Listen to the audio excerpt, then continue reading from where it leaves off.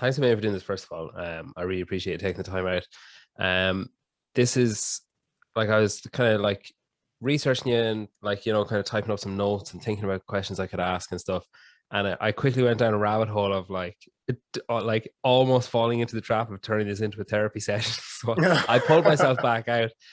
So what I did was I opened it up to questions from listeners, because I know like mindset is something that I think a lot of people either knowingly struggle with and need to work on, or like might not even realize that it's an issue until someone says, oh, well, I used to do that and now I think of it this way. Like, oh my God, I didn't even realize that was a thing. So we'll get into that later on, but I always like to kind of bed in my guests by chatting about coffee a little bit. So you're in Vancouver, which as far as I know has a pretty good coffee scene, and you've got Italian lineage. So I'm assuming that like there's a lot of coffee knocking around the place.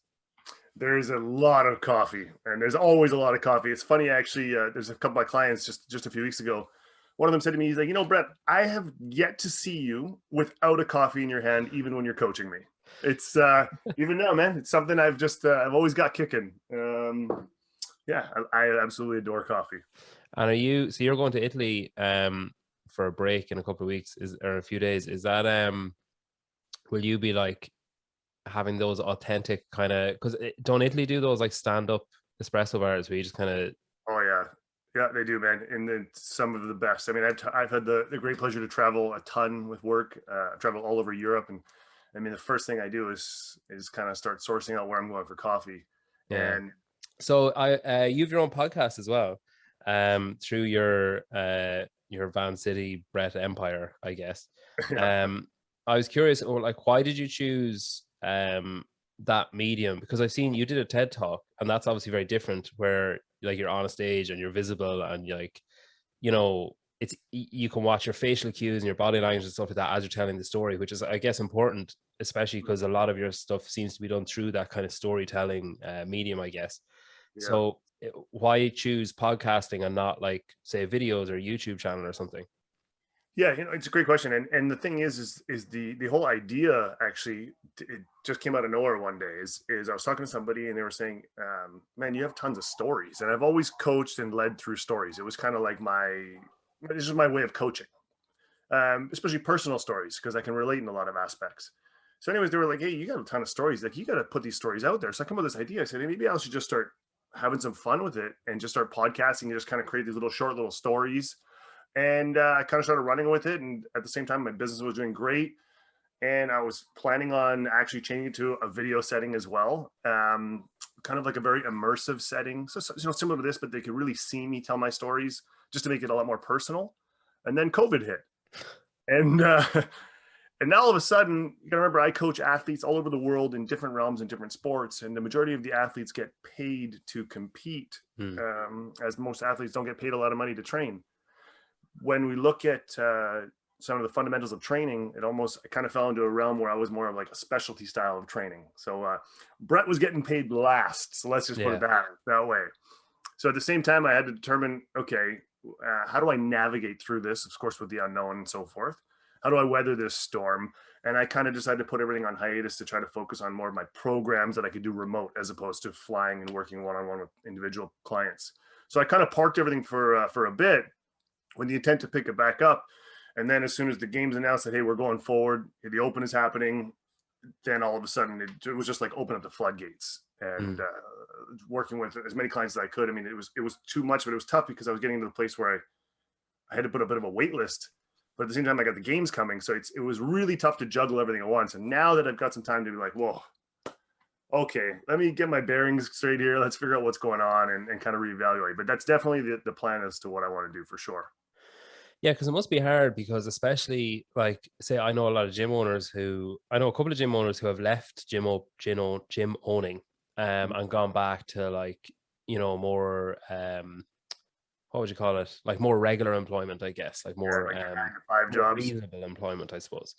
Yeah. And they were like, one in particular was like, I didn't realize like how unraveled I was. Like I didn't realize how like frazzled everything was. And I think it's so easy, especially when it's your own thing, to fall into that trap of like, okay, like step one, I need clients. And then be like, right, I'll just take on loads of clients. And then be like, oh shit, now I've got too many clients. I need to Yeah, cut some exactly. clients. Because even I do that with this, where I panic, where I'm like, shit, I don't have an episode for like 2 weeks time. And then I'll book in like 7. And then Yeah. I've like, okay, well, I mean, I'm not going to make that person wait 8 weeks to hear their episode come out. So, Sure. I end up in this like cycle. So yeah, it must be tricky, especially when it's out of your control, like COVID and stuff. I'm Yeah. assuming afterwards there was a bit of a rebound where you were like, okay, shit, I better make hay now because the sun is starting to shine again. Yeah, I mean, like I said, things were great leading up to COVID. Like it was kind of just like steadily in a controlled manner. Things were working great. I had a good list, great athletes. It was very diversified. Things were great. COVID hit. It was like everything shuts down, right? Even my local clients that I was still working with a few here and there, but everything in the big picture shut down, and there was just no unknown. Now that as soon as they opened it up, it literally was just like opening the floodgates, and everything just came pouring in. And I was like, look, like I'm sorry, like I have to say no in certain circumstances. Like with the Olympics coming, like this, I'm like it's tough. There's deadlines here, right? And I'm not the type of person that say, well, listen, unfortunately, this person's going to the Olympics, so they're more important than you. No, it doesn't work like that. Everybody's important in their own realm, doing their own sport. So it was just a matter of working out the schedule and fine tuning a lot of things. Yeah. So yeah, now that things have kind of backed down and we're in a good constant state, it's time to figure out a few things for sure. And how did you find like starting and running the podcast and like, recording it and stuff? Did you enjoy the process of it? Yeah, it was just for me it was more of like a fun hobby thing that I wanted to do. Yeah. Like I said, the other thing I look back at is like Instagram. Occasionally we look at our Instagram, we scroll down to the pictures that we posted at the very beginning. It's like, oh man, I remember that time. Like I remember that exact moment. I think most people's reaction when they scroll back too far is like, Jesus, what the fuck was I thinking? what was I doing? Right. But even the other day, like when I was flying back from the games, every once in a while, like I actually will go back and listen to some of the old ones. I'm like, oh, what was I talking about here? And I'm like, oh man, like I totally remember that. So for me, there's like a bit of nostalgia. I enjoy doing it. These stories that I tell, most of them are personal stories. So it's like a double whammy. It's like, oh, I remember recording this podcast, and then it takes me back to that moment of the story. So yeah, it's really cool. I really enjoy it. Yeah. Do you listen to other podcasts or just your own? Yeah, just my own on repeat. Yeah, no, absolutely. I listen to. I listen to a ton of podcasts, and I listen to a ton of books, and I read a ton. Physically love to read. And are your podcasts, so I'm assuming your reading is centered on like what you do and on that like the mindset type of stuff, I guess. Are your podcasts more diverse? Like, do you need a break sometimes from it, or are you passionate enough about it that you never need to step away? Yeah, I usually fall into the realm that it's kind of still within the windows of the stuff that I love to do. And I think the majority of the stuff that even when I read, once in a while, I'll read a book that's kind of like way out in left field. But for the majority of them, they fall into that leadership, personal growth, sports science, psychology, all the mindset stuff. It's even when it becomes repetitive in certain instances, it's very interesting how everybody has their own sense of portraying it or their own edition, their own view, which I appreciate. It's like when we have a subjective opinion, and then all of a sudden we've read it a million times from so many different people, it becomes objective. Yeah. In that aspect, it's kind of like reconfirming certain things, which I like. Yeah. Once it's a good opinion, I guess. You don't want to be in some echo chamber where yeah, man, going down that bad spiral hole. Yeah, that's no good. So I was researching you a bit before this, and like I was interested to note that I guess the majority of your own sporting endeavors have been in that kind of individual realm. So like you started out, you played a bit of soccer and stuff, and then started like taekwondo and just went all in that, which is like, I mean, we were talking a bit beforehand about how certain sports just have this, like, I think every individual sport is intense, and some more so than others. Like, ones that come to mind are like darts, like golf, those, shooting, like those kind of ones where there's like very little blame could be attributed to anything else. And I guess with taekwondo as well, like, I mean, you can say, oh, I wasn't expecting to get like, kicked in the chest or whatever. But your training, like you know, it's like all those like CrossFit, everything. You're expecting your body to almost go into autopilot, I suppose, and understand or remember all these like hours and hours and hours that you spent training in something. Like, what was it about the individual sport or side of sport that appeals to you, or that did appeal to you more than, say, the group or the camaraderie or the team aspect of it?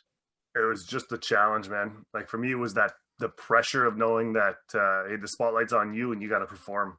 Yeah. I think the other thing is that stuff translates to like everyday life. Like you think about a time where, I don't know, I mean, you had to give a speech or like a best man speech, or you had to go for an interview. Like it's really the same. Like when you think about when we like our own level of confidence, for example. So let's say we're having a great day, life is fantastic, I'm super confident, everything's great. I get some bad news and it's just like, doesn't even phase me. Where if you're on the flip side having a tough day, you know, the world's against you and you get the same news and it's like it's catastrophic, like it's life ending. Yeah. What people need to understand is that the vast majority of that emotion is created from ourselves, from our own internal perspective, how we choose to view the world in front of us, our own level of confidence. So depending on our state, how we feel, it's going to drastically change how we take action and how we view the world in front of us. And that's kind of the same with sports. And that's kind of the same with going through an interview or presenting or whatever it may be. Like your overall state is going to drastically change how you perform. But the thing is we control our state. Like we control it through our mind. Like everything starts and ends with your mind. So the second that we realize that we have full control of how we feel through our own mind and our perspective and you know, certain things that we teach, that's kind of when it's like, wow, man, like I can kind of take a bit of a breath here. It's almost like a bit of a relief, because a lot of times I think people get into this subject as to we're just kind of aimlessly going about life and just responding and reacting to circumstances in front of us, as opposed to having better control of them. And the second we have better control of them, that's when we can kind of control our outcome. And that's why I love the individual thing, is because I can't control what you're going to do, but I can control how I choose to view what you're going to do and how I choose to respond to it. Right. I can control my own overall state. So, you know, you could just tear me to pieces and I can control how I choose to react to that. And how I choose to react to that is drastically going to change what I do next. And that's power to me. Yeah. So it's really that like control the controllables thing that, you know, it's kind of, that's been in the zeitgeist, I guess, for the last couple of years, that like that phrase of control the controllables, especially during COVID. It's something that I've heard a lot where, I mean, we had like fuck all control over a lot of stuff, but Yeah, like we sure. could choose how we react to it, I guess. Like you Of could course. choose to rail against it, or you could choose to accept it, or you could choose to like focus on different things or whatever. Totally. I mean, you see the people that during COVID that chose to just, you know, take some time for themselves, which is great, take some time with family, which is great, or some people that chose to learn a new language or chose to do something extravagant with the time that they had. It's like a newfound opportunity. But then on the flip side, people were going like, oh my God, I'm completely depressed. Again, I mean, not that I walk a fine line. I'm just very candid. To me, if you want to do something, you have all the power to do it. It's just a matter of making a choice of doing it. And if you don't want to do it, then don't do it. But don't complain and bitch about it. That's how I see Yeah. things. Speaking of reacting to things, I suppose at when you were 20, you were like quite successful in the sport, and it seemed from like reading about you, it seemed that the Olympics were like on the horizon somewhere, that they were like a realistic goal, something to work towards. And then you like traveled around and, you know, learned new skills within the sport and, you know, trained with the best of the best, I guess. And then it went sideways like a couple of years after that. What happened? Yeah, I mean, so in 2006, I went to Asia, and I was training at like some of the highest levels, some of the best athletes. And I got in my TED talk, I shared a little quick story about me getting rocked by a girl, which is definitely an entertaining story. But yeah, I had this great opportunity, and I mean, like I said, the Olympics was kind of something that I'd set my mind to, and I said, hey, look, I'm only going to get one shot of this. Why don't we just take it? Let's go. What's the worst going to happen? I'm not going to make it. Okay, Yeah. great. You know, at least I know that I went for it. Anyways, after being in China for a while, one day I just kind of woke up and I wasn't feeling well, and I was there. I had like food poisoning symptoms type of thing.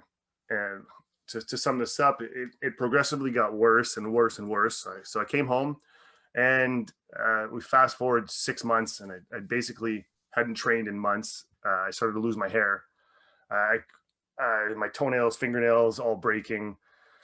I went all the way. So I fought in welterweight, so I was always around 180 pounds, and I went all the way down to 124. And after being in and out of the hospital nonstop with all these tests, a year and a half later, I got diagnosed with a rare disease called gastroparesis, and it's a delayed emptying of the stomach. So I would eat food, and it would go into my stomach, and it would sit in my stomach because my colon in the bottom of my stomach wouldn't open. So eventually, I would the food would just rot and decompose, and I would just get like massive bacteria infections and like food poisoning every 3 days. So obviously, I wasn't digesting any food, so I wasn't getting any nutrients. Hence, why I developed alopecia. That's why I lost all the weight. So basically, I'd given up everything. Sorry, was this because of like an infection you picked up somewhere, or was it because like is there a root cause of it? I guess. Yeah. So there's no current cause, known cause of gastroparesis. They believe it was linked to the vagus nerve, which is the nerve that runs from your head down through your neck. They tried to link it back to an accident that I got into in 2003. Okay. But there's no conclusive evidence as to where gastroparesis came from. It's quite a delay. Hey, what's that? It's quite a delay for symptoms to kick in. Yeah, so that was 2003 to 2000, and then I started getting sick in 2006. But yes, there was definitely a delay there. Now, this is where things get interesting. So there's no known cause and there's no known cure for gastroparesis. So I had, in 2009, I had 3 specialists in North America. Are you back in Canada now? Yeah. I'm in Canada, yeah. And I had 3 specialists tell me that I would never train martial arts again at a competitive level.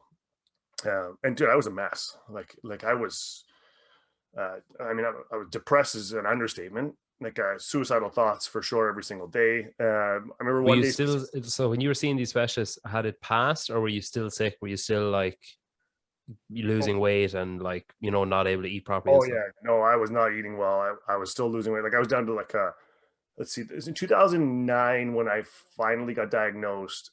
I was around 130 pounds, and I hit like my hair was all patchy. Like I was a mess, man. Like showing pictures of it, I was a mess. And I hadn't trained since late 2006. So I basically went through this cycle of realizing that, hey, my life's pretty much over. Martial arts is done. I don't know what I'm supposed to do anymore. Like I'm living at home. My poor parents, man. Like I remember one day my mom walking in, and my poor mom, I mean, looking at me, like just look with this helpless look on her face. But she's trying to be strong for me, you know. But I mean, God, it takes its toll on everybody, right? So, anyways, this is what happens. Shortly after that day, I say, forget it, man. I'm getting out of my house and I'm going for a walk. And it's funny enough that, I mean, I couldn't eat too much as everything upset my stomach, but I was like, I'm going for a coffee. Like I'm literally going to walk 10 minutes, which seemed like an eternity to get to, go get a coffee. And I'm walking. And as I do so, I walk up to this crosswalk and I go to push this button. And as I do so, I'm literally telling myself, like, I literally hate my life. Like I'm depressed beyond belief, man. My life was over. And I turn to push this button on the crosswalk. And as I do so, there's a young boy in a wheelchair, and he's got to be like 15 years old. Okay. And he has no legs. And it just clicks, man. And I'm just like, what? And then I look at him and he looks back at me and he smiles. Peter, now listen, that was the moment that I can say that was like my epiphany. That was my aha moment.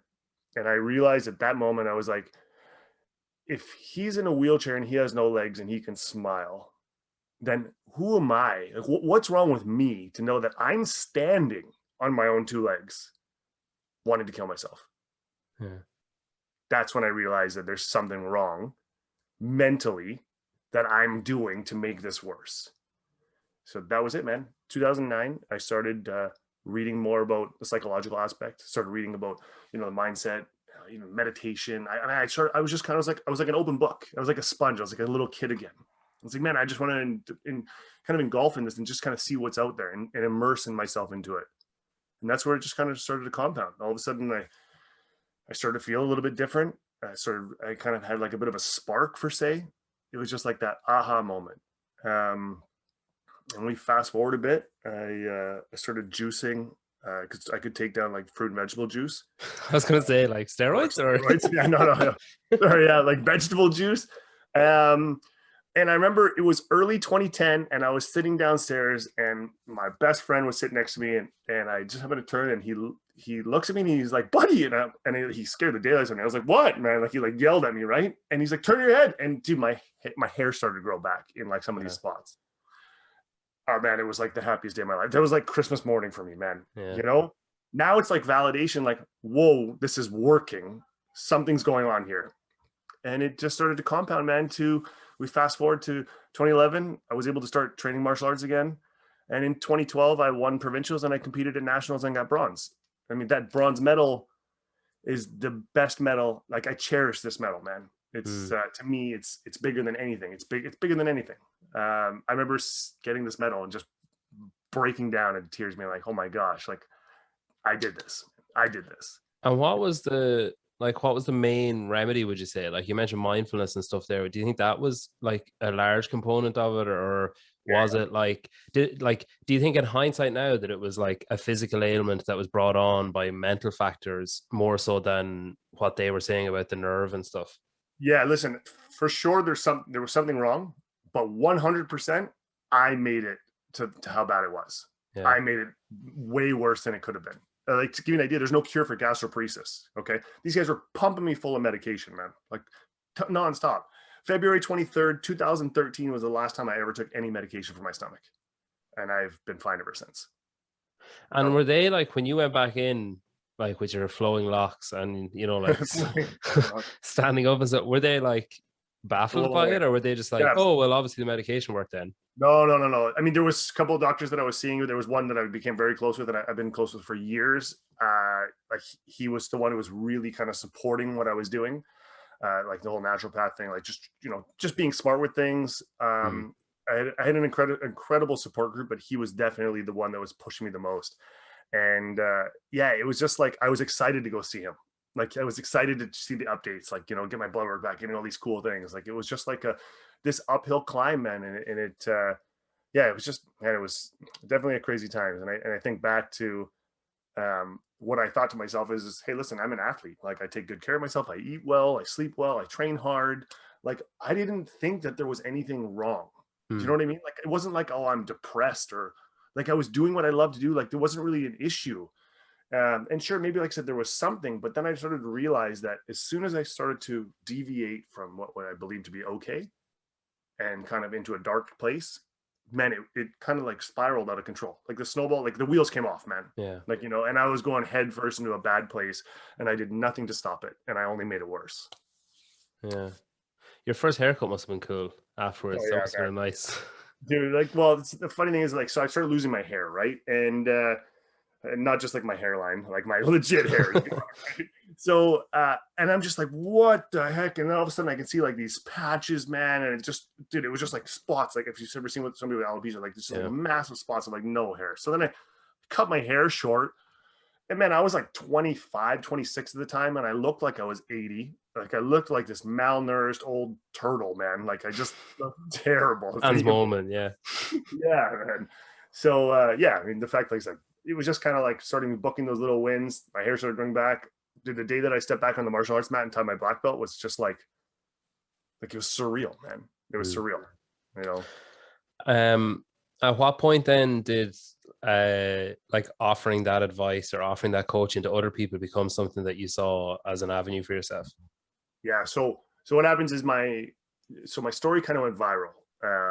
Basically, just like after 2012, there was a short documentary made. Just kind of about the journey, about the story, what had happened. It was called Alive and Kicking, and it screened in the local movie theaters in Vancouver. So it kind of just picked up from there, and all of a sudden I had these cool people message me, like ask me about like, hey, well, what does this work? Or like, how does this work? Like, what do you do? And then I started doing some small speaking engagements, and the next thing I know, I was teaching classes of like 700 people, and I was teaching them some of the meditation tactics that I use, some of my whole mindfulness stuff. And that's when I was like, okay, this is really great. Like, this is awesome. But what am I going to do for work? Like, I was doing this all for free. Like it's all, you know, like which I just wanted to give back. Like I was in this great place. Then I was like, what do I do for work? So I actually ended up going back into the corporate world, which was what I was doing way before I left to go to Asia. So I went into, multi-unit leadership, and I started using the same application method that I was using, well, mindfulness, but in a corporate environment. So I was just coaching people through, leadership and stuff. And it was great. Corporate pays great money. I was very happy. Things were fine. But then I was missing that fire again, man. Like I was missing my performance, my athletics. Like it was cool to help people in that aspect. But I was like, man, there's just something missing. And in 2018, I was in Italy with my dad and we were drinking coffee, sitting just outside of Rome. And we were talking about life. And my dad's a smart man. He's a mechanical engineer. And he's always the kind of guy, he's an old school Italian guy. He's like 5'7". His name is Dino. He looks like Joe Pesci. He's the kind of guy like you don't mess with. You know what I mean? Like I'm a 3rd degree black belt. I still wouldn't mess with my old man. Okay. And he's got this deep voice and he's telling me this story when he's a kid. And he says, like, well, life's short kind of thing. And if you're going to do something, you always do it the best you can or don't bother doing it at all. And he goes, I think I'm sick and tired of you working so hard to make other people money. And I was like, huh? Like, well, where did that come from? And he says, I know that you're working, you got a great job and I'm happy for you, but I know that's not what you want to do. And he goes, so what do you want to do? And I said, I want to coach athletes. And he's like, then coach athletes. And I was just like, well, it's not that simple, Dad. And he's like, it is, man. Like, it really is. You're definitely making it harder than it seems. And then I thought about it and I was like, you're right. In my TED talk, I referenced that there's sometimes people, they want to do things. So I would like to do this, or I would want to do this, or they would like to do something. But if they have to do it, if you actually have to do it, then you're going to find a way. If your back's against the wall, we always find a way to do something. That's us as humans. Like, we're running out of oil in the ground eventually, right? Well, we're going to figure it out. Like, that's how we evolve. Yeah. So I said, you're right, Dad. You know what I'm going to do? I'm going to put myself in the have to state. And I called my boss and I quit my job. Because now all of a sudden I got no choice, right? And that was the end of it, man. Like that's it. And that's in 2018. I stopped doing the corporate thing and I left my secured benefits job, all that stuff. I was like, forget it, man. Let's go. And even through COVID, I mean, I've never looked back, man. Now, sure, maybe I don't make the same amount of money or maybe it's a little bit different or I don't have the benefits, but what I get out of doing what I do now is tenfold what I would ever have gotten in the corporate world, man. And is it a case like, so obviously you were ready when you saw the kid in the wheelchair, like you, I guess, had reached your lowest ebb, I guess. And, like you obviously needed something like, because I'm sure if you weren't there yet and that kid went past you, you might have even noticed that they were there. Or like if you were having that conversation with your dad, and you weren't ready to hear that, you could turn around and be like, like, just piss off. You don't know what you're talking. Okay, well, if he's a tough guy, you're not going to tell him to piss off, but like you're going to gesture for him gently to stop talking. So is it a case then with, I guess similar to strength coaching, if you have someone that's ready to make a change and like, that really wants to lose weight or that, is just ready to do it and they're eager to go all in, then they're going to find it easier and they're going to get the results quicker and, they'll come by their results a lot easier. That's it. Mindset coaching is the same where like it probably like you could say anything, you could use all your best like storytelling, all your best lines, all your best like everything on me, but if I'm not ready to hear it, it's literally not going to change anything. Yeah, it's falling on deaf ears. You can't help somebody who's committed to failure or somebody who is not willing to or wanting to get help. My thing is that a lot of times I'll speak to people and there's stuff on the surface that they maybe can't look through. And I'll use tools or tactics to break through that BS to make them realize, hey, here's reality. Like, here's a mirror. I'm going to hold it up against you and you can stare at it and see exactly what's going on. And that's times I've used that. Like, it's terrifying to walk into your bathroom, look yourself in the mirror and try to lie. Like, genuinely try to lie to yourself. It's terrifying because you can see yourself and it's BS, right? I was speaking with a good buddy of mine a little while ago, and we were talking about self-awareness. And he asked me, do you believe that people know who they are? And I said, yes, people know exactly who they are. Everybody knows exactly who they are. The problem is that people cover it up with BS and statements and lies to make themselves feel like they're somebody they're not, but they lose sense of who they are in the moment, like in the present. But deep down, everybody knows. Like deep down, you think about those thoughts that you have, that like the skeletons in the closet, like those thoughts that you don't want anybody to know. You're like, man, if somebody heard this stuff, they'd lock me up. Like, you know, but the thing is, we all have those thoughts, and that's who you authentically are, like truly. So I think people know who they are. I think the big thing is that it's unclear as to where they want to go and what they want. Because if they truly want it, it's attainable. Yeah. It's just, they have to make the steps to do it. And the majority of the people don't necessarily maybe want it as much as they think they do. Do you think then, because so many people, you know, maybe blur who they are to the outside, you know, like social media probably has a lot to do with it, where like you see how people are and you think, well, I want to be like that, so I better make it look like I'm like that, so other people think I'm like that. And you know, like I guess it becomes like a snake eating itself, where it just keeps going. Do you think then that that's why people doubt other people? Like, say, a recent example, we'll say like Tia and Shane. A lot, like I've seen a lot of people, not a lot, like comparatively, I mean, there's like, you know, a couple of 100,000 people think they're amazing or whatever, but I've seen some people after the games being like, oh, that's fake, like, you know, nobody's that nice, like, you're not going to walk, you know, like that, oh, she's doing it because the cameras are there, or, you know, they're only doing that because of X, Y, and Z. And do you think that that's largely to blame on people, like those people themselves being like, well, I'd fake it if I was in that position because I want other people to think X, Y, and Z? Yeah, I think you're spot on, man. I think that this whole preconceived notion of what social media and the society expects us to be like has really fucked with us as a society. And excuse my language. I really can't stress it enough. I think that it's just so easy to get caught up in this. That's not real, because the majority of the stuff, or the vast majority of what we're looking at on a daily basis, sometimes isn't like that. I think what people need to understand is that that's still a goddamn choice you're making to make a statement like that. You're choosing to make the comparison and say, well, because I know that guy's fake as shit, they must be fake as well. Like, it's still a choice. And I always do something, and this is one of my mentors taught me this, and it's called based on what. So man, I heard people, I used to drive people crazy. So for example, based on what is determining the difference between emotions and facts. So if you say to me, Brett, man, I called you so many times, you never answer the phone. My statement would say, okay, well, based on what? Well, maybe I didn't just answer the phone just one time. So maybe, Brett, you know, you didn't answer the phone right when I called you. I said, right, but every other time I did. That's a very plain example, right? But it's based on what is kind of finding the tangibles, something that you can actually work with. So when they say, oh, you know, Shane and Tia are super fake, but based on what? Have you found a time that they're not super nice? Like, because I've met them, they're great people.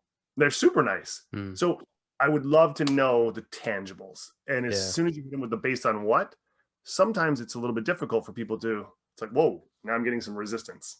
Yeah. Right? There's another guy, Paul Warrior, that I'd be like, he's a coach in the UK, but he's a very clever guy. And I had a great conversation with him one day. It's kind of similar to that, where we were talking about Emma Tall getting held back and, you know, losing her spot to the games, and Sam Briggs getting her spot to the games. And I was like, you know, he said, we were kind of just chatting about it. And then he's the type, like, he wouldn't agree or disagree with anything that you're saying. He just wants to dive deeper and be like, you know, why do you think that? Like, he doesn't give a shit really what you think or why you think it. Or he doesn't give a shit what you think. He just wants to know why you think it, more so. That's interesting. So he'd be like, I thought a brilliant tool, and it's something that I've used since, similar to that, is he was like, okay, tell me 3 things that Sam Briggs is feeling, 3 things that Emma Tall is feeling, and 3 things that the judge for Emma Tall is feeling. And, you know, like, at the time I was like, oh, 3, fuck's sake, like, how am I going to think of 3 things? But he was saying afterwards, like, the first 1 and maybe 2 are going to be superficial. Like, they're just going to be bullshit. It's just going to be like what you think should be said, or, you know, something, you know, like, oh, embarrassed or something stupid, like. But he was like, once you get to the 3rd on the list, that's where the gold is. Like, that's where the truth really is. And it's like that, you know, based on what, as in, like, well, why do you think that? Because, like, you know, like, the first answer is always going to be something emotional or something like, I better just, well, okay, I need to answer quick because they've asked me, so I'll just say something. And then, you know, like Michael Scott, where it's like, sometimes I don't even know what I'm going to say when I start talking. I do. It's so true. How many times have we had a knee-jerk reaction? It's like, hey, did you leave the dishes in the sink? No. Like, like it's just like this knee jerk reaction, right?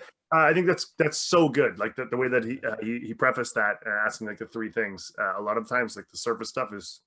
Yeah, I think the most enjoyable part about it was he explained afterwards what, like if he had said at the start, I'm going to ask you for three things, and the reason I'm doing this is because the third one will be meaningful.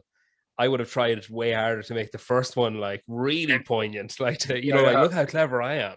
Right. So yeah, it is interesting. So you work with a lot of people, a lot of athletes. Two of which you work with publicly, I suppose, are Adam Davison and Emily Rolfe. This year, especially, you were visibly present, I suppose, at their semi-finals. They both did Atlas Games, and you were there. They both did it together, like in the same place, and you were there. And then you worked at the games with Emily then when she qualified for that and had like her best year to date. How involved do you get during a semi-final? Like, say, because you're there, so like, are you there in case they need you? Are you there like going up to them being like, remember what I said? And like, like how close do you get to the action, I guess? Very close. Okay. Yeah, very close. You gotta remember everything starts and ends with their mind.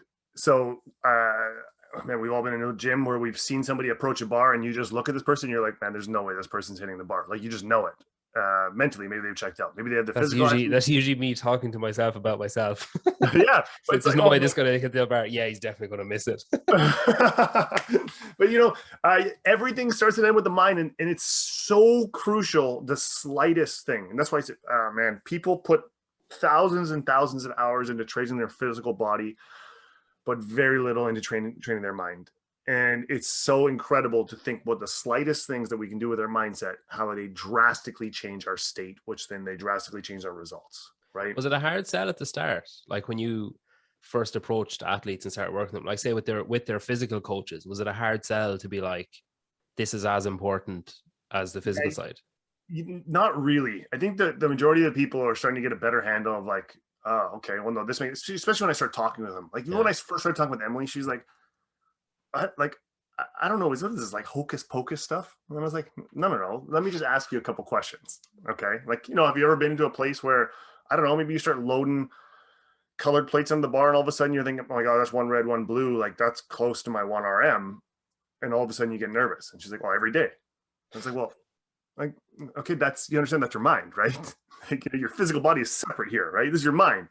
Oh, okay, got it. You ever been into a place where they announce a workout in the competition and that's not in your wheelhouse and you're like, oh shit? She's like, yeah. And I was like, well, okay, like, you understand, like, that oh shit messes you up, right? And like, what happens to the competitor next to you? Like, so for example, let's say they announce, I don't know, burpees over the bar and deadlifts, and let's say I'm not strong in deadlifts and they're heavy deads, and they announce this workout and I'm like, oh shit, I'm screwed. And I look over next to me and this dude's like, oh, I'm gonna crush this workout. Well, holy Christ, like, how do you think I'm going to do now? Yeah. That's all mindset, man. That is all mindset. And that's the biggest thing that I think, because I'm not going to say it's new, because it's untapped or because it's not trained as much as it could be. This is kind of like the big thing that can really catapult you as an athlete. Is it an intense environment, say the semifinals and the games? I guess maybe more so the semifinals. Like, it's kind of an unusual intensity, I suppose, because it wasn't an in-person event, but everything is on the line as well. Sure. I think it's also different. Like, it's very easy to get stuck in this realm. So check this out. So the semifinals is like massive pressure because this is your one shot. You got to make it to the games. So now when you make it, you're in the games. Sometimes people have to say like, hey, okay, it's okay. I've made it to the games. I'm good now. Yeah. Right. No, like, you'd be astonished the amount of people I've had on who said they wasted or not wasted, but they didn't, fulfill their own potential their first year because they were like, wow, look at this. And then then afterwards they were like, shit. Dude, it tears me apart inside. It drives me crazy. I almost take it personal. Okay. Like, I become so close. You can remember that when I work with my athletes, this is a very, very immersive environment. Like, the stuff I'm doing with mindset training, this is not just like, oh, hey, I'm going to train you physically really hard for an hour and then you're done. No, man, it doesn't work like that. These are very immersive. We talk nonstop and we peel back these emotional layers. So when we start going through the actual process, I mean, we get to know each other like at a very close level. Obviously, when you're working with the mind, right? So it is a very, how do I put it? When we're actually doing all the work leading up to the semifinals or to a competition, whatever it may be, it's very intuitive, very interactive, very supportive. Learning how to take better control of your mind, all the tools that we teach. But when it comes time to perform, it's a completely different environment. So what people need to understand is that with mindset training, you can give yourself the opportunity to put your mind into its high performance state to allow its body to perform at its maximum. Okay. It's very rare that somebody can say, oh, I just did this WOD and I know for a fact that was my absolute best. Like that was my 100%. It's very rare. Like I'm almost going to say it's close to impossible. I'll give you an example. And this is something that Adam and I joked about. We spoke about it openly. I was there coaching Emily. Pat Vellner was there and Adam was there. And I started chatting with Adam because Adam was working with Emily's husband and coach, Kyle Rolfe, who's now coaching Adam. And we were kind of chit-chatting and I just watched them do Friendly Fran. And the last 3 pull-ups, he dropped down with, or last set of pull-ups, he dropped down with 1 rep left. Okay. So he missed his last rep, had to jump back up the bar, hit his last rep. The guy was cooked. I mean, he put up a huge score. And I barely even knew this guy. And I said to him, hey, I got a question for you, man. Was that like your best? And he's like, dude, that's definitely my best score. Like I'm very happy with this score. Right. And it was a great score. I said, I have a question for you, man. You're in a relationship? And he's like, yep. And she was there. I don't even know this girl I don't know her at all. And I said, I have a question, man. If somebody was holding a gun to her head and said, hey, you can't drop off that bar, you must finish the last rep, did you get it done? And he's like, yeah. And I was like, okay. Because like a minute ago, he just told me that's the best he could do. You must be a fucking joy to have around when someone's like gasping for breath and you're like, hey, oh yeah, just fucking bruised. So, I mean, in 1 second, he's like, that's the best I could do. Like I put up my best score. This is absolutely my best. And then I ask him this statement and I say, hey, dude, if somebody's holding a gun to his head, could you hold on to that bar? And without a fucking hesitation, he says to me, yes. Well, what the fuck?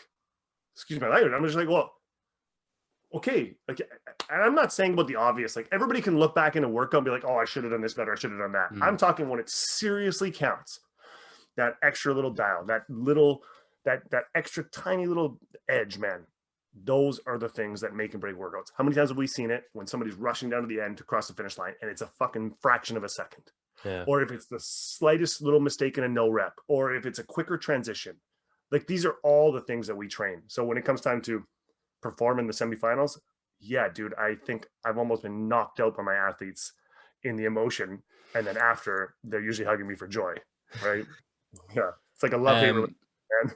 I remember hearing Matt Fraser talk about how Matt O'Keefe got started, where he was kind of helping him out, kind of took him on as like favor to Matt, I guess, because he was like worried about him that he was just signing these contracts and didn't really know what he's doing and stuff. So he was like, I'll have a look at them for you, whatever. And then it kind of like grew exponentially because at events, people were asking Fraser, like, who looks after your contracts for you? Like, how do you know what to do? And he's like, oh, talk to O'Keefe. And he just kept like pointing people at him. When you're at these events, when you're at like semifinals and you're at like the games and stuff, is that like shop window moment for you? Like, are you hopeful that obviously you want Emily to do well because you want Emily to do well, but is a byproduct of that then the fact that people will be like, well, what's she done differently this year that has maybe helped her improve? Oh, who's this guy that's like, you know, constantly whispering in her ear about stuff, and then like she's looking really pumped up afterwards? Or is it like so far out of your mind at that moment that it's just like you don't even consider it? Yeah, I don't consider it one bit. I'll tell you why. So I have a set of rules that I have my athletes live by. 100% commitment, all these rules, da da da da. But I have to live by those rules myself. Those are my rules. So when it comes to my commitments with my athletes, like I said to you at the beginning, even if it's the Olympics coming up and there's a gold medal match and I've committed to somebody else, I'm sorry, man. Like I have to abide by my rules. Okay. But when it comes time to the games, the blinders are up, man. Like I am focusing on my task at hand and my task at hand only. If I demand my athletes to give me 100%, I have to give them 100%. Even to the point where like I have a set of things that I do to put myself into my peak performance state when it's time for me to coach. I don't just walk out there and be like, okay, guys, let's do this. like I need to make sure I'm in my highest state to coach at that level. Does that make sense? Like small little things, man. Like oh man, it's gonna sound funny. I have this little mini trampoline. It's like a little, little tiny one, man. Okay. And before I go to coach, or before I go to do something or get on a call or get on a Zoom, I'll literally jump on this trampoline for That's like like 10 the seconds. last possible thing I could have expected. Oh yeah, for sure, man. Literally, you gotta understand. Is that like nervous energy or? No, it's controlled energy. Okay. It's like I'm changing my physical state. Like if I'm just parked my ass on the couch and you say, okay, it's time to go, and I'm like, okay, I get up, drag my ass. Okay, hey man, hey guys, what's going on? But if I put myself into a peak performance state, change my physical state, take control of my mind, make a couple moves, change my state, all of a sudden it's time to go. I'm engaged. I'm ready to rock. Is it similar to like say weightlifters getting slapped on the back and like that kind of thing? Exactly, man. Yeah, it's funny. Except you use a mini trampoline. I use a mini trampoline, buddy. Yeah. So there's these things that I say. So I want you to picture. I don't know. Let's say you're going through a tough time. You're having a bad day. It's just not going well, man. Or there's something tragic happening. You're upset. Like it's very easy for us to be down and then be down on ourselves, right? But if I was to ask you to stand up and jump on this trampoline when you're, crying and having a bad day or whatever, and you get up and you start jumping on the trampoline, do you think it would change how you feel? Yeah, everything would probably be replaced by probably embarrassment first. Sure, right? It could be embarrassment. It's funny. I do it on stage. I literally jumped up on stage one day and I started hopping up and down, and everybody's staring at me, like 700 people staring at me. They're like, what is this guy doing? I was just hopping up and down. That's me changing my state, right? So again, when we physically have better control of our state, we can make better actions. We can make better decisions. Okay. It drastically changes our results. So there's times where I've made Emily do the stupidest things, man. I can't even explain to you, especially around people. And I said, I don't care about the other people. Okay. I care about winning. I care about you performing the best, right? We have to do certain things to put ourselves in that state that we're going to do it. And that's kind of some of the things we do at semifinals or at the games. Yeah, man, forget it. I don't care about other people. A little embarrassment here and there. That's fine. I'm used to it. I got beat up by a 15-year-old girl, man. I'm used to the embarrassment. People can watch your TED Talk if they want to know what that is referencing, because otherwise it just sounds weird in isolation with no explanation to it.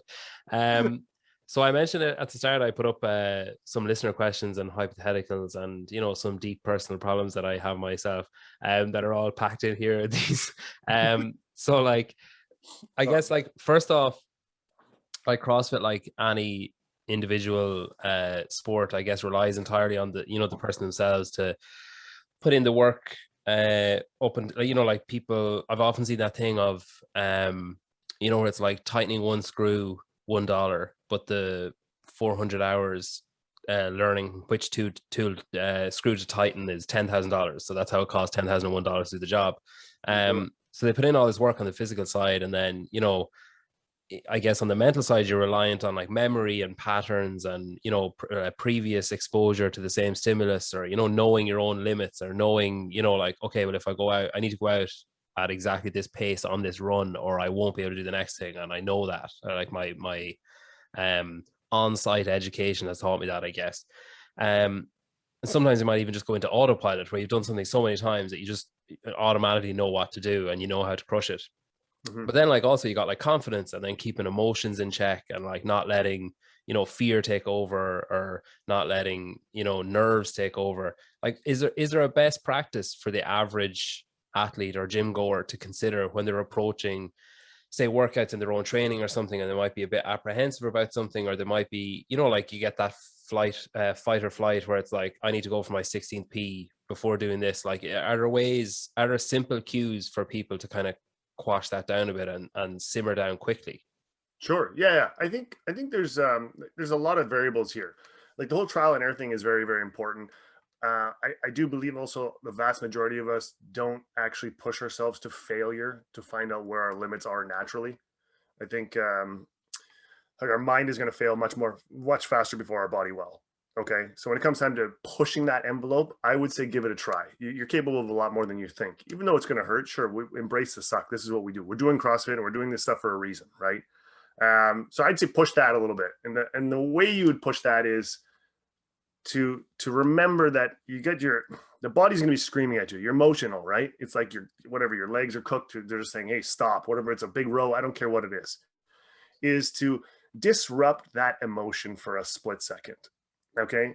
Disrupt that emotion. Just like shut it down. The way we shut it down is to physically change your state. So let's say you're getting off the row and I don't know, you got to go for a huge run. Like you need to physically do something, pinch your ear, smack yourself in the chest to just disrupt that.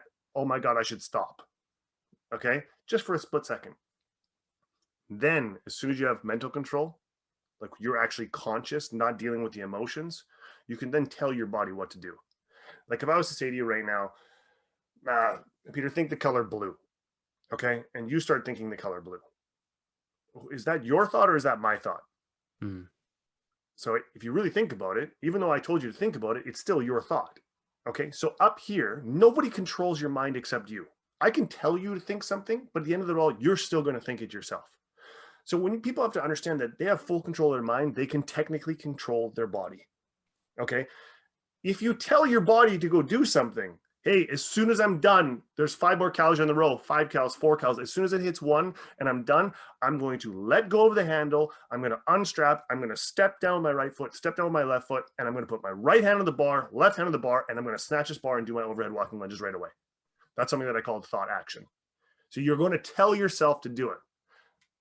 4, 3, 2, 1, boom, done. Unstrap, unstrap, step, step, bar, go. As opposed to, oh man, let me just lean over for a second, take a couple breaths as all of a sudden people are flying past me. You need to consciously tell yourself to go, as opposed to not. Because a lot of times we get caught in that, let me just take a quick drink or let me just give myself a second. And all of a sudden that second turns into 3 seconds. Yeah. Now you lost the workout by 2. It's similar to like Chris Hinshaw was on before, and he was saying that like when you get to that state of, this isn't the word he used, but when you get to that state of fuckness where you can't think of anything, he's like, literally think of the smallest next action you need to take. Perfect. For like, he was like, you know, like you say, if it's like unstrapping my right foot, like that's all you're focusing on, or, you know, bringing the dumbbell back to the ground, that's all. And then as soon as it's like on its way down to the ground, then you're thinking of like lifting it back up again. You're not thinking of, oh, I've got 250 of these left to do. Exactly. He's absolutely right. Spot on. You got to remember that all of a sudden, let's say we're cooked, man. So it's like, oh my God, I got shortness of breath. I can't breathe.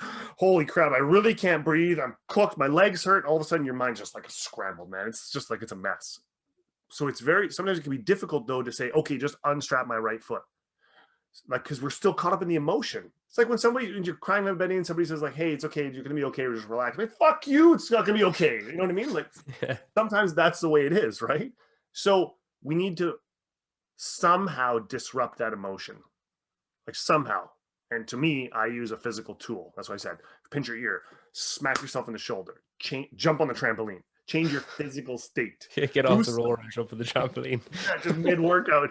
You need to do something physical that you're not doing to disrupt that emotion of the pain and then take back control. I'm guessing it's a skill in itself to recognize that you need to do something to disrupt it as well. Well, the thing is that let's take a workout, like a multi-round workout. Okay. So let's say it's whatever. We got 3 movements and it's 10 rounds for time, whatever it is, right? After the first round, it's all subconscious now. Like we've done the first round, we know what to expect. So if it's, I don't know, burpees and thrusters, like it's Gretel or something like that. So we already know what we're going to do. So it's very easy for us to tune out and just kind of go through the process. That's how we lose, man. Like that, throw it into cruise control and go is how, sure, you get the workout done. Maybe you can get a great score, but that's not your maximum performance. Maximum performance is going to be us telling our body what to do. It's going to be in complete mental control. It's going to have faster transitions because we're telling ourselves to go. We're not just subconsciously going because we're used to going, right? So when you push that envelope mentally, that's where your physical performance really starts to change. Yeah. You kind of alluded to, I guess, self-fulfilling prophecy there, which is something that I'm guilty of. Like today I was doing bench and I was feeling confident and I was adding on weight, and I was on my second last set and it was my top set from last week. So I was like, all right, okay, like that felt good. I needed someone there, like not touching it, but just there, like just in case the shit hit the fan last week, and I didn't need anyone this week. So I was like, okay, I'll go up again. And then I was just about to go and I was like, oh man, my arms feel like weird, like just empty. And so I asked my coach for a spot, and he was like, will you get, it was sets of 10. And he was like, do you think you'll get 10? And I said, oh, I might only get 5, but I'd be really happy if I got 7. And it's like, it's funny because like, how many did I get? I got 7. And it was like, I didn't fail in a, like, I failed bench before where you're literally crushed, and like maybe like hands are shaky and you're about an inch off your chest and it just won't go up any higher and it comes back down. And like, I would have accepted that.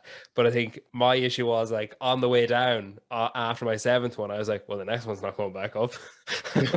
And like, it like touched my chest, and I like looked at Joe and I was just like, nope. And he just lifted, like, Nope. curled it up or whatever.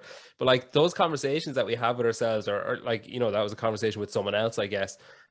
Like, is there a way to maybe catch those conversations and change them into, I guess, inspiring or aspiring rather than something that's limiting? And is that something that, similar, I guess, to strength training, like, takes time and progressions to get there? It's not as simple as suddenly saying like, I'm going to do this and I can visualize it, and then like, Sure. not doing it and being like, oh, well, visualization doesn't work anyway. Well, I'll tell you right now. So you set like a preconceived limit on yourself. Like you literally set it subconsciously, or actually consciously, saying with your 7. So the first thing I would do is I would never say I'm going to set to a set number, especially if you're trying to work up to something like that. Okay, if you're actually hanging on to sets of 10 and you want to hit sets of 10, that's fine. Hit a set of 10. If you would have said I'm not stopping until I hit 10, I guarantee you things change. But it's not as simple as saying I'm going to do 10 and I'd be happy with 7, because we're not happy until we complete it. So here's my thought process here. Off the surface, what I would tell you to do is, as soon as you unrack that bar, there's nothing to do with 7. Okay, you need to stay in mental control. Mental control being breathe, like your cues, brace, press, 1. Same, repeat, 2, 3, 4, whatever it may be. You get to 5, it's starting to get tough. Okay, you have to make a choice. You're either going to give in to the mental state of saying, hey, I'm close to, or I'm satisfied with 5 to 7 reps, or you have to say, fuck it, I'm going to push this. And again, that mindset, the mental control, like Henshaw was saying, whether it's a small little thing about unstrapping your boot, or taking a deep breath, or bracing again, or getting a better position, or knowing that your mind is going to give out before your body will, all these things run through your mind very, very fast. But if you stick to the cues and you continue to keep control and not give into the oh man, this is starting to get heavy as it comes down, and you brace properly and you go and you say, I'm going to give it and give it a shot, things are going to change. I guarantee you things will change. Now, that's just a quick mindset tool on the surface. Got to change your state, stay in control. But that's the practice that I teach my athletes. I teach them how to be in better mental control. Let me tell you a quick story. Of course, Brett and his stories, okay? This one's good. I'm working with an athlete, and they're just very relatively new. And they said, well, okay, I did this workout, but I know this professional athlete did it in this time, so I'm only 7 seconds behind them. That's the difference. And I said, okay. So they're like, well, I need to go at least 7 seconds faster. And I just stared at them. I'm like, is this actually happening right now? You're a professional athlete and you need to go 7 seconds faster just to match this person's time? So I'm a car guy. Okay. I love German cars. I've always had BMW M cars. I have an M4. It's a nice car. It's a fast car. What I said to him, I said, my car, if I was to race my car, if I push my foot all the way to the floor, do you think my car goes, oh, I need to be 7 seconds faster than the car next to me? No, my car doesn't think. It just goes. The second you say, I'm probably do 5, I'd be happy with 7. Or the second I say, I need to be 7 seconds faster, we are subconsciously setting a limit to what we are actually capable of doing. And I said, the other thing is, if you ask that other athlete, the one that says it got 7 seconds faster, do you think they're worried about the person that's 7 seconds behind them? No, man, they're focusing on what they need to do. And that's the whole thing with mindset training, is to use your mind to put yourself in the best performing state, just like my car does. So when I redid that workout with that athlete, it wasn't 7 seconds faster anymore. It was like 45 seconds faster. Like it was like a drastic change. She wasn't worried about anyone else beside them. They were just focusing on the task at hand. And that's crucial when it comes to what we do. It's for performance, man. As I say, if you didn't put a limit on yourself, saying, "Oh, I probably get 5. I'm happy with 7." I guarantee you, if you didn't put a limit and you stayed in mental control, you're going to blow past what you did. Yeah, I'd be an A&E Believe getting a that? chest X-ray. Yeah. No, but honestly, do you believe that you physically could have done more?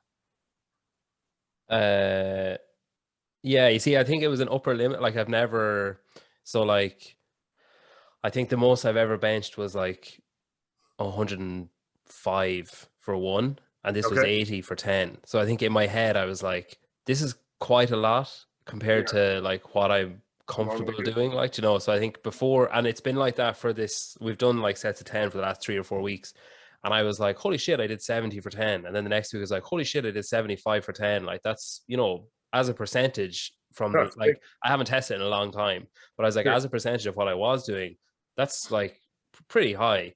And then when I was doing it today, I was like, fuck, like that's really high percentage compared to what I, but it's just like what you were saying before with Emily about like, oh, if you put on this plate and this plate, then it's like, oh shit, like, you know, Yeah. now I'm at the limit. That's exactly it. Those things, as minor as they are, they compound. Yeah. So maybe one of those is not too bad. But when you have 3, 4, 5, 6 of them that all kind of compound, now it becomes a bit of a problem. Yeah. You follow? Yeah. And I think if you were to attach some serious leverage to it, for example, like I did with Adam, like if I said to you, hey, that if the world's going to end, you need to do 8. Could you do 8? Mm. Yeah. Well, Right? I definitely could have with like, you know, fingers, like with, you know, like that kind of way. I feel like I could have. Okay. Yeah. Oh man. Good stuff. Um, you hear you hear a lot of athletes speak about pre-game nerves, about like, you know, the jitters beforehand, and once 3, 2, 1 go happens, it's, you know, they don't think about it anymore. It's just gone. And I like, even I get the same with this, where before I start the actual show, I'm always really nervous, and then once the conversation starts, it just dissipates immediately, and it's just, I guess, that state of flow, I suppose. Um, are those nerves, like, are they essential? Like, are they? They're obviously an automatic response, and they're you know, an emotional response, I suppose. Are they like? Do you think that they're essential and useful? Do you think that it's more useful to totally eradicate them? Because I've heard, like, say, Fraser and Josh Bridges talk about the events that they go into thinking, here we go, like I'm gonna absolutely dominate this. They're the ones that they don't do well in, compared to the ones where they're afraid, where they're thinking like, oh fuck, like I could, you know, I really need to work hard here. Because I think they get to that point where Matt was saying that, you know, he's expecting people to fall away, and then when they're not falling away, he's thinking like, fuck, like why are they not falling away? Why am I not opening up a lead? Do you think that the nerves are can always be used as a positive? Like, do you think that, like, can you use them as fuel rather than a parking brake, I guess?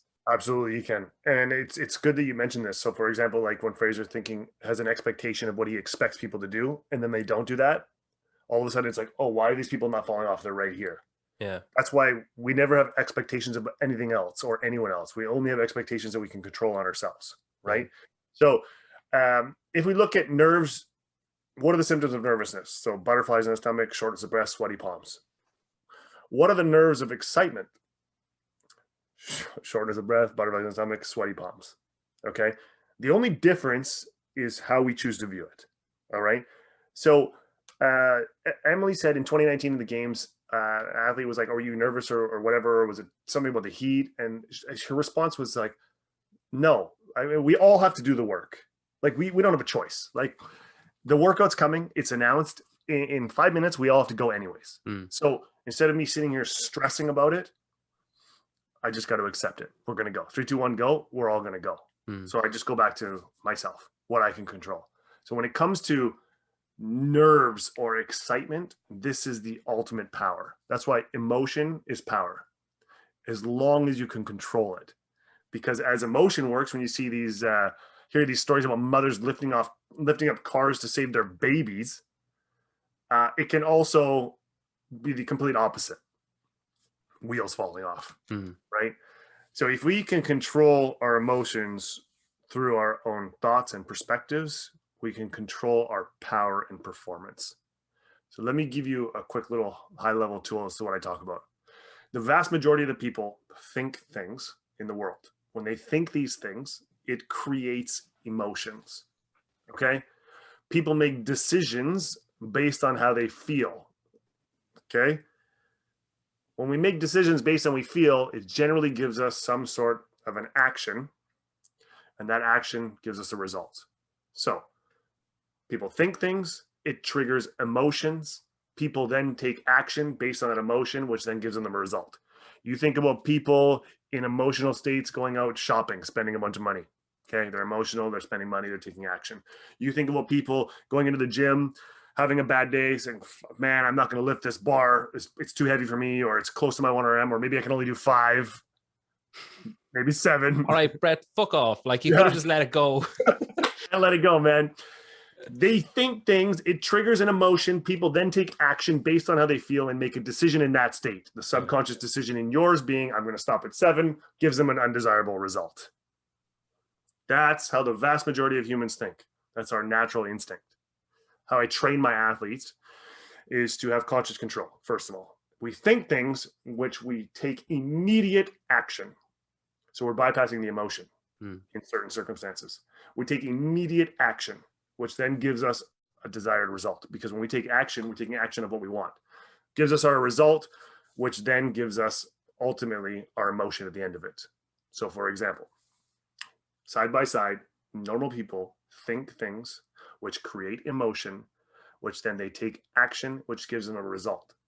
I train my athletes to think things, take immediate action, gives them the result, and then they embark in the emotion at the end.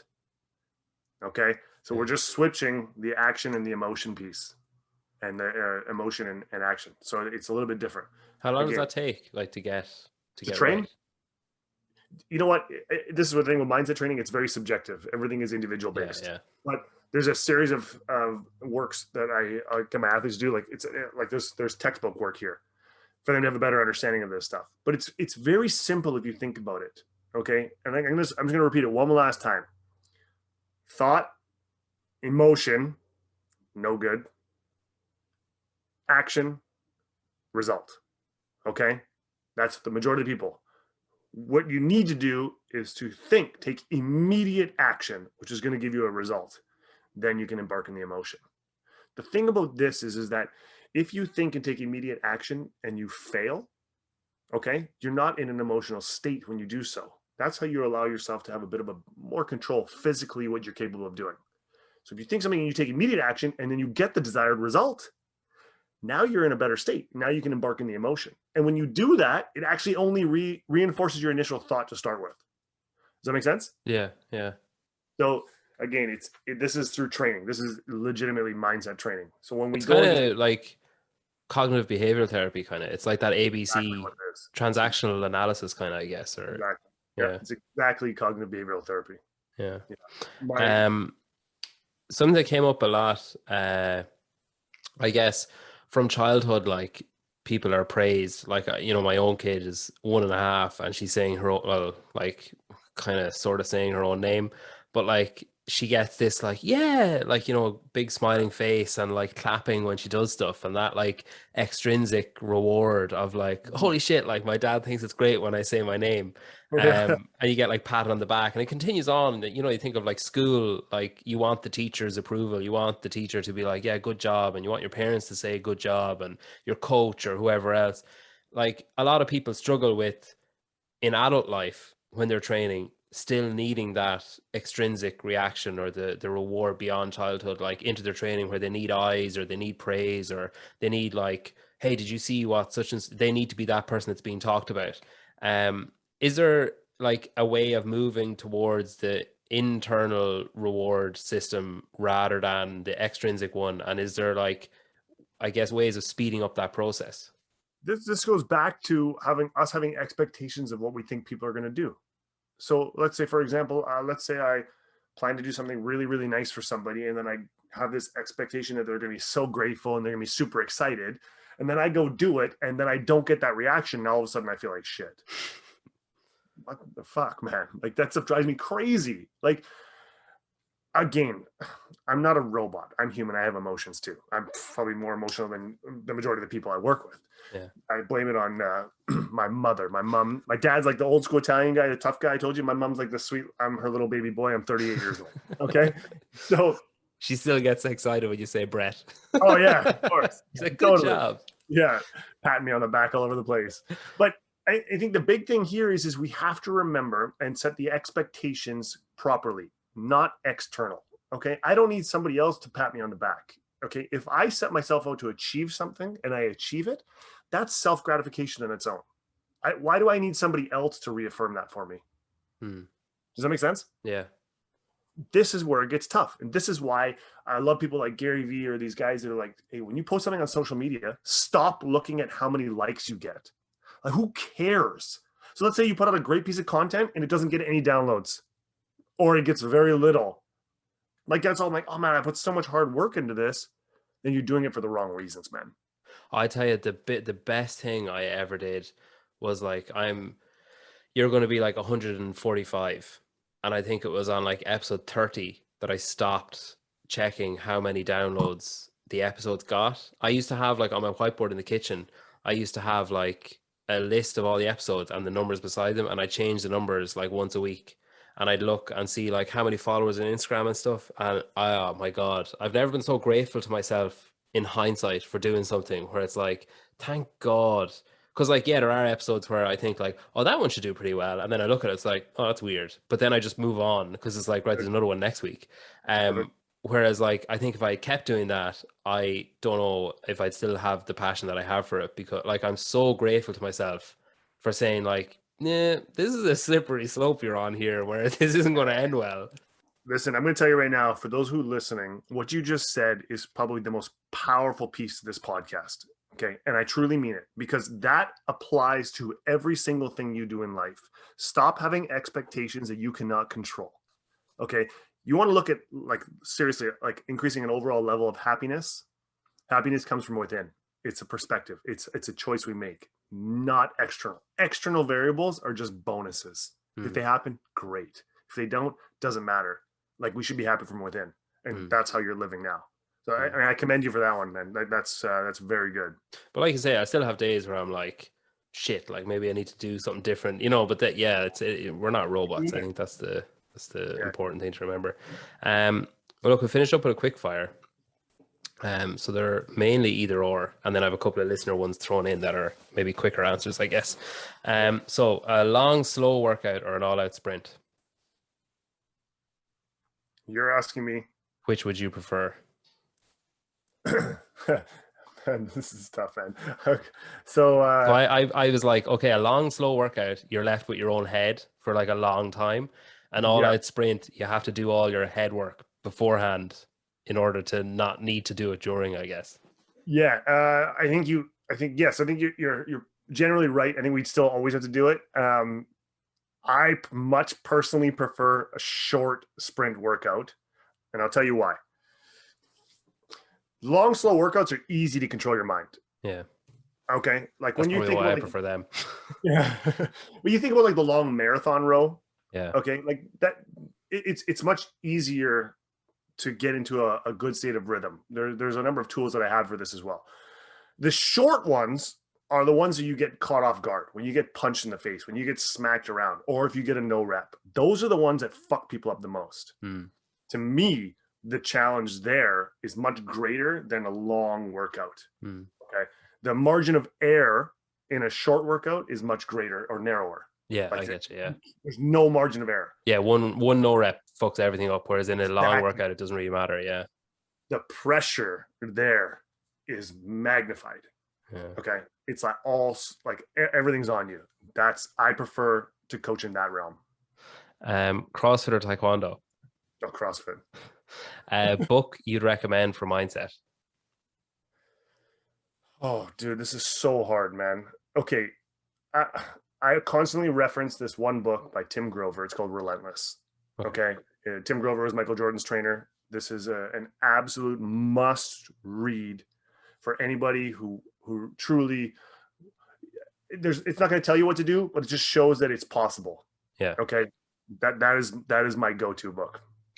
A field of athletes or an individual on the platform. So as in like a heat where there's 20 people and you want your athlete on, like you're keen to coach your athlete in that scenario, or would you rather coach your athlete where they're walking up to a bar with all eyes on them? Yeah, this is a great question, and it's tough because I think they both have their own advantages. Um, Personally, I like the field personally, Yeah. but when it comes to coaching, they're the same and different. Like we touch on them both. Proudest moment at the games this year? So, okay, now Emily posted a post here, and not to make this long, this was by far one of the most remarkable athletic performances I've ever seen. She just came out and kind of publicly said that after day one, the rest day, she got E. coli poisoning. So going into Friday morning, Emily woke us up at 2 a.m. With E. coli poisoning. Like she was rude. Like it was done. Now me as a coach, and I can speak about this publicly now, when I saw her at 5 a.m. and she was down and out, shivering, lying on her bed, I looked at her in my mind. I'm like, oh shit. Here's some adversity. But of course, in purpose, I'm like, hey, we got this. This is what we're gonna do. Yeah. Do my thing, right? I knew we know each other so well. I knew she knew I was like, oh fuck. Then we fast forward, and obviously there's minimum work requirement. So event 5 is up first. This girl has literally been in the washroom all night, hasn't been able to put anything down. We're trying to get electrolytes in her. She's just a mess. Can't get anything going. And it's basically going to get to the point where if she can't get up there and go, like it's done. The games are over for her. Buddy, I could not believe it. Not only does she get it done, she plays as well. She'd been up all night. I mean, if it was me, man, like holy, like I don't listen. I'm mentally tough, but physically, like it's incredible what these people are capable of. And then this just goes back to the whole mindset thing. And I said to her one thing before she stepped on the field. The credit goes to Emily. I said, hey, Michael Jordan got food poisoning and played one of the best games of his life the next day. Kobe Bryant tore his Achilles, went to the free throw line, shot both shots, and then walked off the court on himself. I don't care how you feel. If you don't get on this field right now, you'll regret it for the rest of your life. Right now, though, you have a choice and you can do it. So the difference with that is that I can't do that. I don't have the choice because I'm not there, but she is. That conscious decision is up to her. And she made the decision, went on the field. And then a couple events later, she comes back and wins event 10.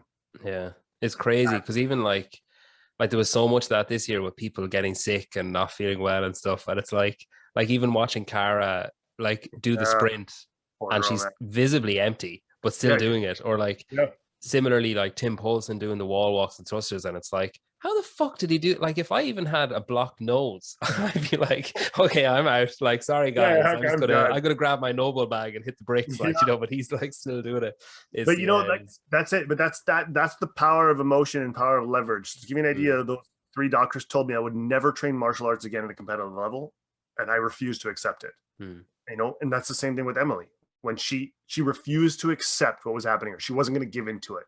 And that is. Not only is my proud moment at the games, that's one of the most incredible athletic performances I've ever seen in my life. And I'm so proud of her, and she deserves all the credit for that. Brilliant. Athlete or sport? So athlete you'd most like to coach, or sport you'd most like to coach in? Oh, sorry, you're asking which sport and which athlete? Yeah, either or. Oh, listen, I have this massive obsession with CrossFit, man. Like I absolutely love it. I think this is definitely my realm. I mean, yes, I've touched on many sports, but because I love CrossFit so much, my passion has definitely shifted to CrossFit. Is there anyone in CrossFit that you'd be like, man, I could really bring them up like 5 levels? Oh man, that's such a loaded question. I can't make a statement like that. And all of a sudden somebody hears it like, fuck this guy. What do you know? I will just say it like this. I will say that there is a number of athletes that have incredible physical performance, like incredible. And I think if they were to fine tune a few things, I think they could definitely amplify that a lot. Cool. Name them. No, I'm joking. Listen, thanks a million for coming on again. I really appreciate it. It's been great. I think there's, we could talk all day. We've touched on a lot of stuff there, and hopefully people took some stuff from it. And yeah, enjoy your trip to Italy. I appreciate it. Man, I just got to say that the one last thing is that, Peter, you know what, man, at the end of it all, if we truly want something bad enough, I promise you're capable of doing it. It doesn't matter what it is. You just have to set your mind to it. Use adversity as leverage, use your emotion as leverage, hang on to the bar for one more rep. I know it's easy to let go, but don't fucking do it. Like, don't do it. Tell yourself to do it. You'll be surprised at what you're actually capable of doing.